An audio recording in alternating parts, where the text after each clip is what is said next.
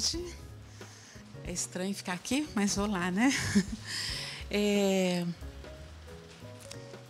Esse tema me é bastante caro, porque já desde 2000, aliás, antes de 2000, já trabalhava na atenção primária, e de 2000 para cá, oficialmente.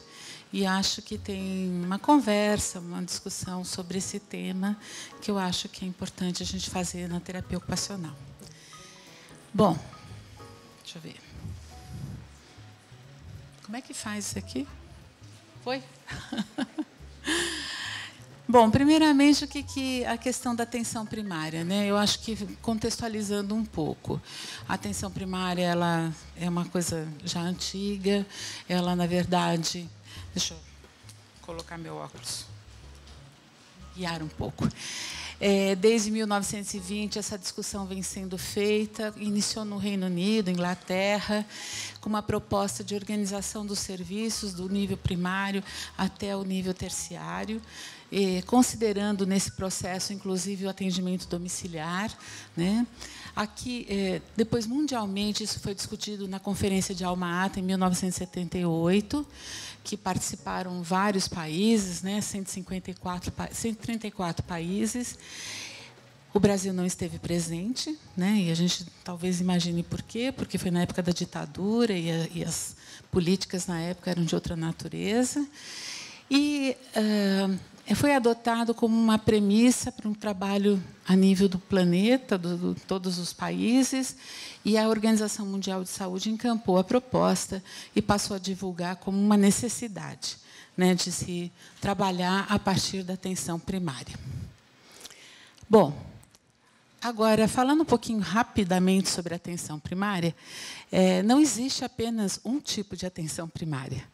A gente tem duas vertentes de atenção primária, que estão, desde a sua implantação aqui no país, tensionadas, e fora do país também, em relação ao modelo de implantar essa atenção primária. Tem a atenção primária seletiva e tem a ampliada. A seletiva, ela que é hegemônica no Brasil desde 1980, e só com o advento da estratégia da saúde da família é que essa proposta foi modificando aqui no país. Ela prevê um conjunto de ações que são ações bastante, eu chamo de kit básico, né? Então, é um trabalho de equipe que atende algumas necessidades prioritárias na área de prevenção, promoção da saúde e alguns cuidados básicos na atenção primária. Essa proposta ela foi muito incentivada, inclusive por algumas organizações internacionais, teve apoio, inclusive, do Banco Mundial, né, da Fundação Rockefeller, entre outras. Para nós, ela veio com uma ideia de que vamos cuidar das crianças, cuidar das mães, cuidar um pouco da saúde como um todo geral, vacinar, fazer ações preventivas de promoção da saúde, enfim. A atenção primária ampliada é uma discussão um pouco mais complexa. Ela traz no bojo dela todas as premissas da saúde coletiva, que começa a questionar que tipo de atenção primária que a gente está dando, que não pode ser só o kit básico, como eu estava dizendo, que a gente tem que introduzir outras ações, inclusive mais complexas, né? Até porque foi se configurando uma discussão de que é possível desenvolver várias atividades, vários tipos de ações e cuidados no território e na atenção primária que não necessariamente necessitam ser encaminhados para o nível secundário e terciário. Eu vou falar depois um pouquinho sobre isso.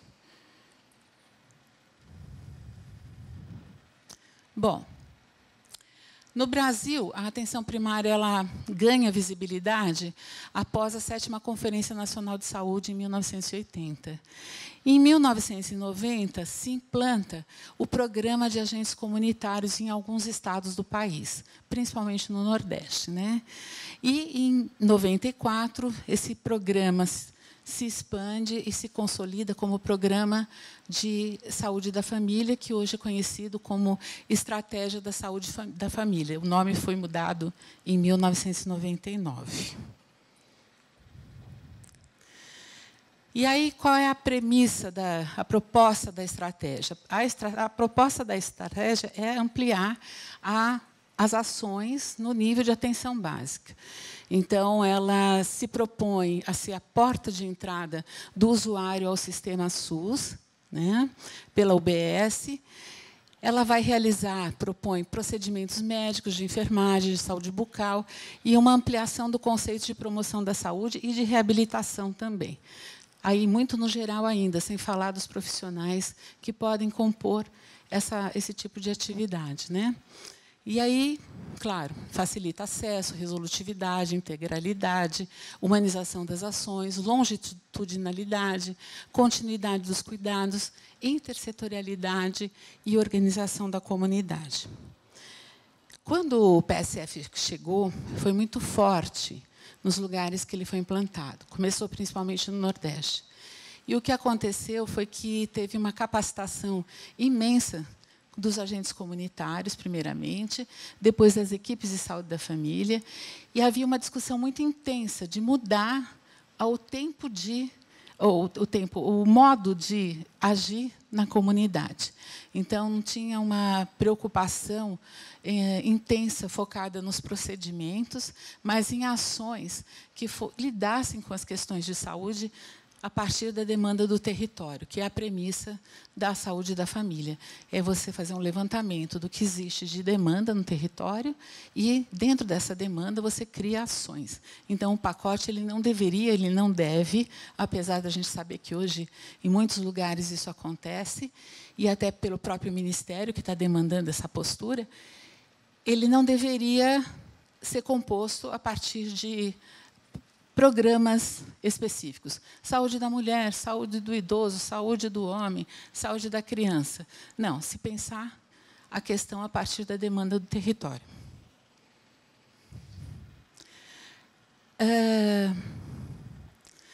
Nessa proposta, o objeto de atenção deixa de ser a doença, o foco ser a patologia, né, e passa a ser a família. Inclusive, nem o indivíduo é o foco da atenção, é a família. O cadastramento das pessoas nas unidades básicas é a partir da família, né? E se prevê uma ação na comunidade, no território, e uma proposta de reorganizar essa prática assistencial. Eu sei que a maioria de vocês sabem disso, mas eu acho isso importante, porque a nossa entrada também na atenção básica, ela só é possível a partir dessas premissas. Antes disso, a gente não tinha lugar na atenção primária, considerando o modelo biomédico verticalizado, enfim. E aí, com essa abertura, né, na proposta de intervenção, ampliação dessa proposta, a gente conseguiu ter uma inserção maior. E estamos aí caminhando nesse projeto de inserção na atenção primária, que aí eu vou falar um pouquinho. Olha, eu até coloquei aqui esses gráficos que são do DAB, né, do Departamento de Atenção Básica, mostrando um pouco a cobertura populacional da estratégia da saúde da família no Brasil, que é o modelo de implantação da atenção primária hoje hegemônico. Praticamente 70% dos municípios tem estratégia da saúde da família. E a gente vê que tem um crescente, né? Então, a gente começa aqui, nem eu estou enxergando aqui direito. Em 2010, vocês estão conseguindo ver? Não, né? Está minúsculo, né? E aqui é 2016. A região que mais tem implantação é o Nordeste.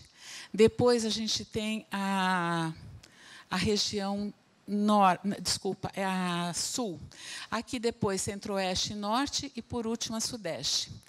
Né? Tem uma maior resistência em relação à implantação da estratégia nos estados que são economicamente mais ricos. Essa que é a verdade. Né? E aqui, esse gráfico, que também é do DAB, está mostrando um pouco as equipes de saúde da família cadastradas e implantadas segundo o Ministério. Aquela ali em laranjinha, essa daqui, são as cadastradas. E essas aqui, aliás, essas aqui, a cinza. E as em laranja são as implantadas.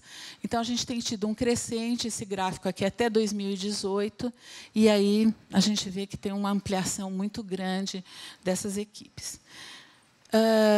Acho bom a gente saber disso, porque a gente tem um problema em relação a isso.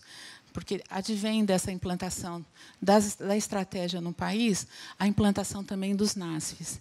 E, claro, a nossa participação no trabalho também na atenção primária. Que aí nós temos um problema sério para enfrentar. Bom, TO e atenção primária. Então, um pouquinho da história, né? Eu coloquei esse grafiquinho, essa linha do tempo, não é um gráfico, essa linha do tempo aqui, antes mesmo da gente ter um trabalho oficializado, uma proposta oficial do Ministério da Saúde, nós, docentes da USP, particularmente eu e Fátima Oliver, a gente começou a implantação de ações de terapia ocupacional nas práticas comunitárias e no território.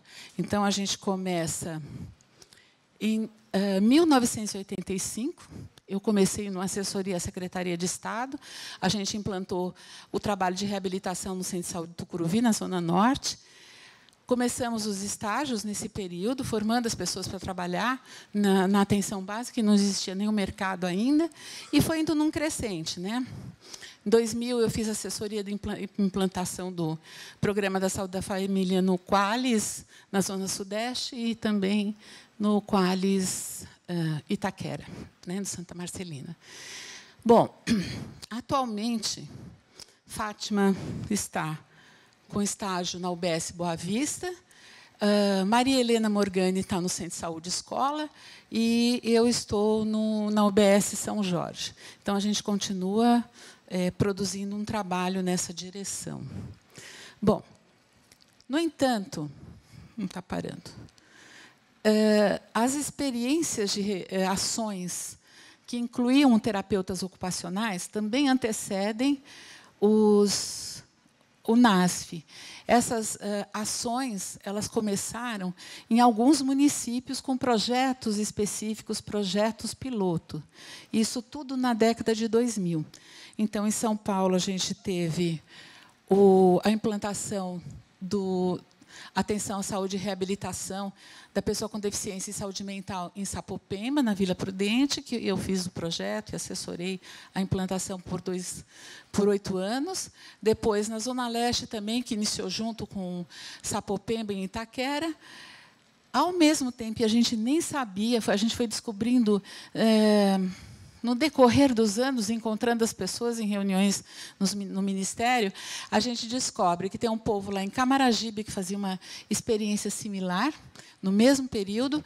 Belo Horizonte, na Prefeitura, eles implantam esses núcleos de reabilitação na Secretaria Municipal de Saúde. E Sobral, no Ceará, eles têm um projeto também, desde 2000, de residência multiprofissional, que tem até hoje, e tem ações de reabilitação e de saúde mental. Então, o próprio nascimento do NASF ele veio dessas experiências.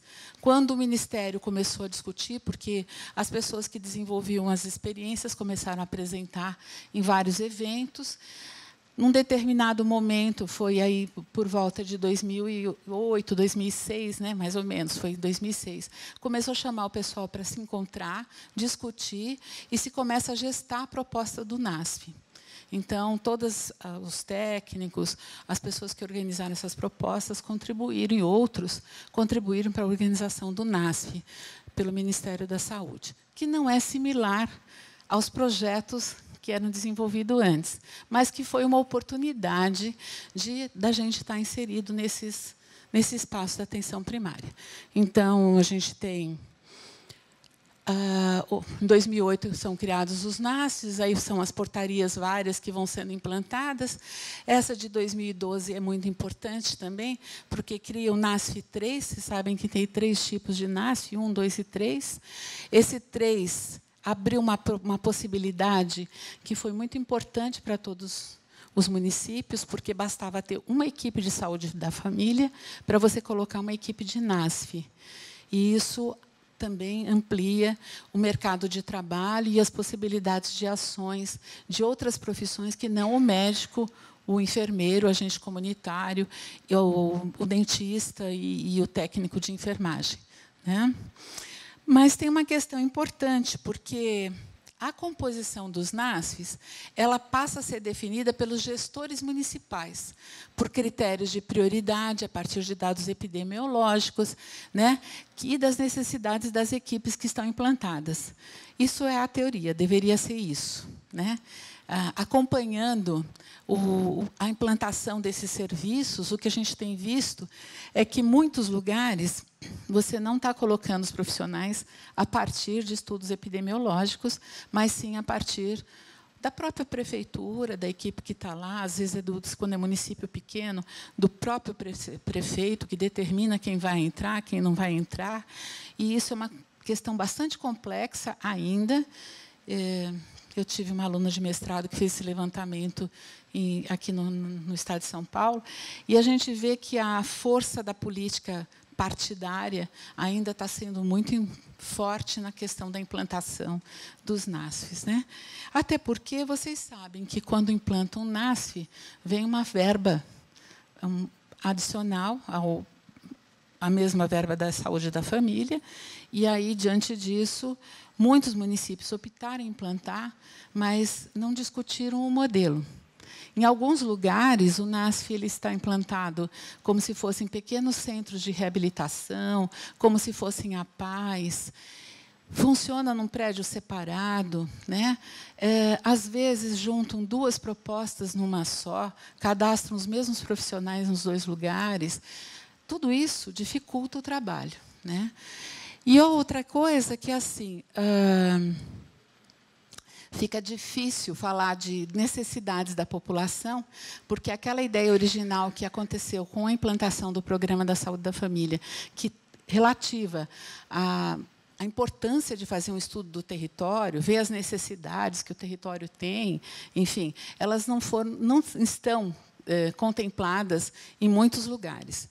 Vários profissionais das equipes NASF não sabem, inclusive, nem fazer um estudo de território, por exemplo, que é uma questão bem importante no trabalho da atenção básica. Bom, mas, apesar de tudo isso, que a gente vê que a gente já tem 5.659 equipes de NASF credenciadas, dessas, 5.221 implantadas até 2017, que eram os dados que eu tinha. 2019 ainda não tem. E acho que, assim, porque o site, inclusive, agora é do Ministério, você entra e você não acha as coisas mais, né? O que antigamente estava tudo lá, e agora desapareceu. Não sei por quê. Talvez o povo saiba. Mas, enfim, entre credenciar e implantar, tem um caminho aí, né? E, às vezes, esse caminho também ele é político. Bom,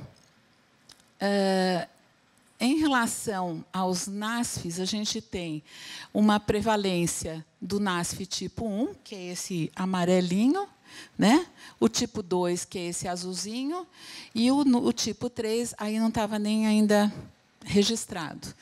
A gente tem ainda uma prevalência nos municípios que têm mais infraestrutura, ter NASFs, inclusive, mais ampliados. E, como vocês sabem, os NASFs eles não são dirigidos a uma UBS. Eles são dirigidos a um número X de equipes de saúde da família. Tem lugar que a equipe NASF ocupa 3 ou 4 UBSs, dependendo do que está fazendo. E é muito complicado isso, porque a gente não tem rotina, não tem permanência. Para você desenvolver um trabalho na atenção primária, você precisa necessariamente... Nós somos TOs de cotidiano, de estar lá, de vincular, de estar junto com as equipes, fazer o estudo do território, compor com as equipes o que são necessidades, quais as ações que vão ser feitas. Se você passa segundo na UBS-A, terça na UBS-B, e assim vai, não tem trabalho possível.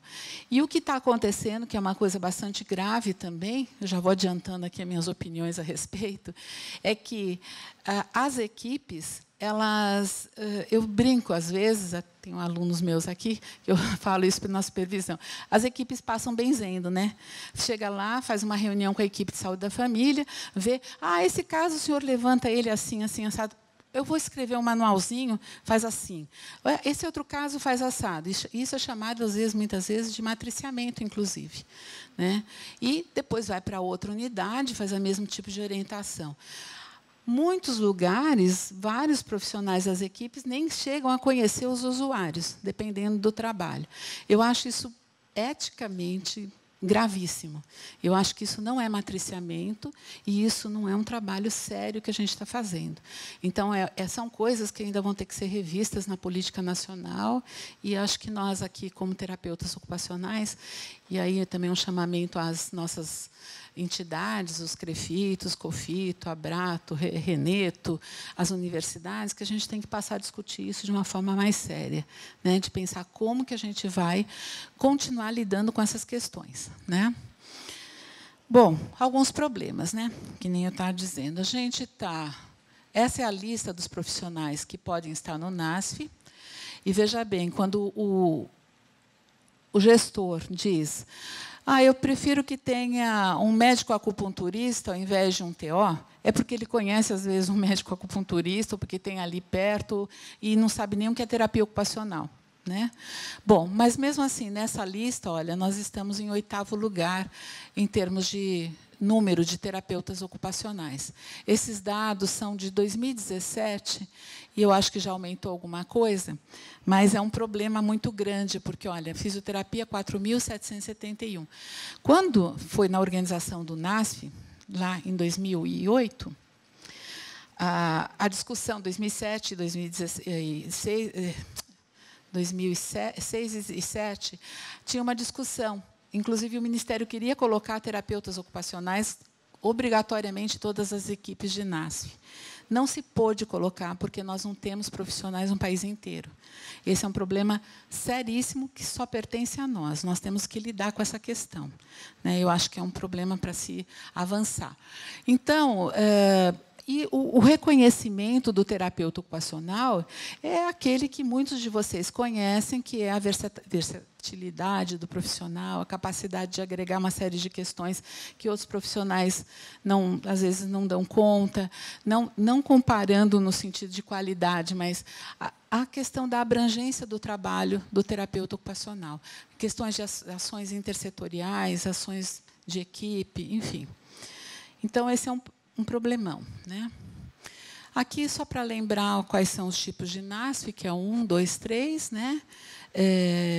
E aí o número de equipes. Olha, o NASF 1 pega de 5 a 9 equipes de saúde da família. O NASF 2, de 3 a 4 equipes. E o NASF 2, aliás. E o NASF 3, de 1 a 2 equipes de saúde da família.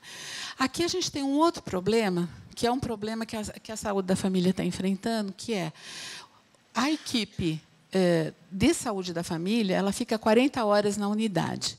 Nós ficamos 30 ou 20. Então, muitas vezes, se contrata 2 profissionais 20 e 20. Ou, às vezes, só um profissional 20 horas.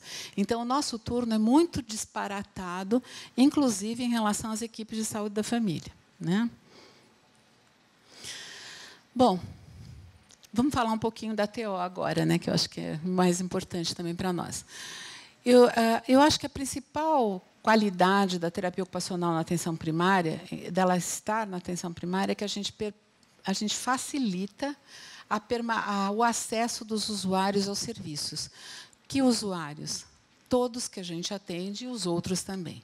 Quer dizer, eu acho que a gente tem uma possibilidade muito grande de acolher determinadas populações que, inclusive, muitas vezes estão excluídas até da atenção primária, apesar de ser um sistema universal, enfim.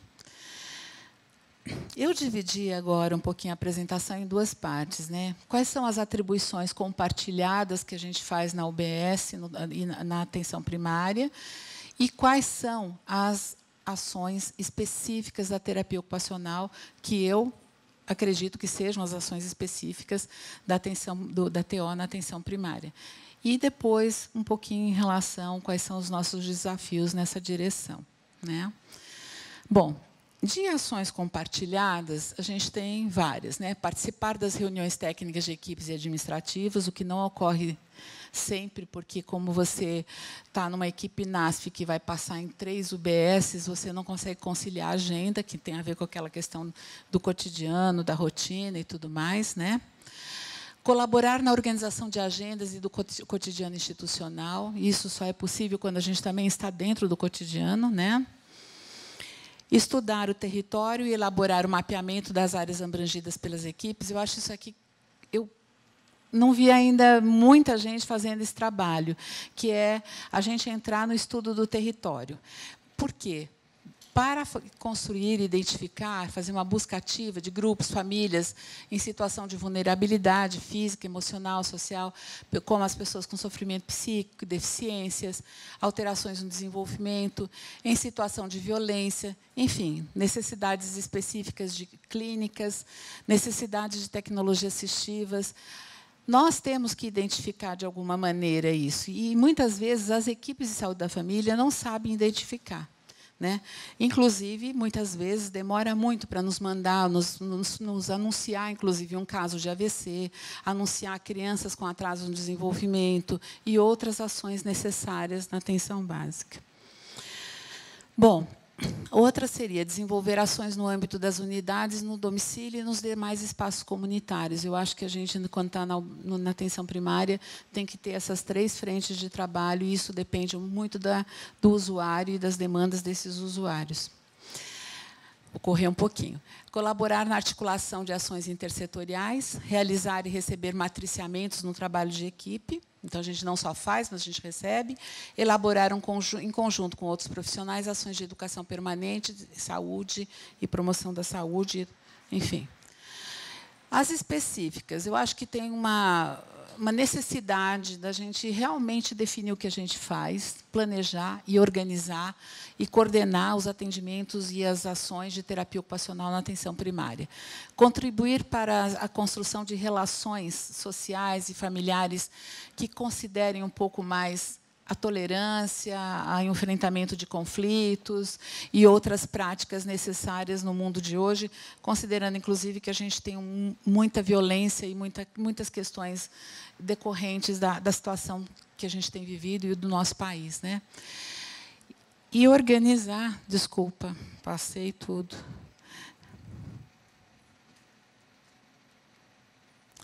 Cuidar da organização das atividades que primem por um projeto de desmonte de ações de segregação e de exclusão das pessoas, porque isso também acontece na atenção primária, né?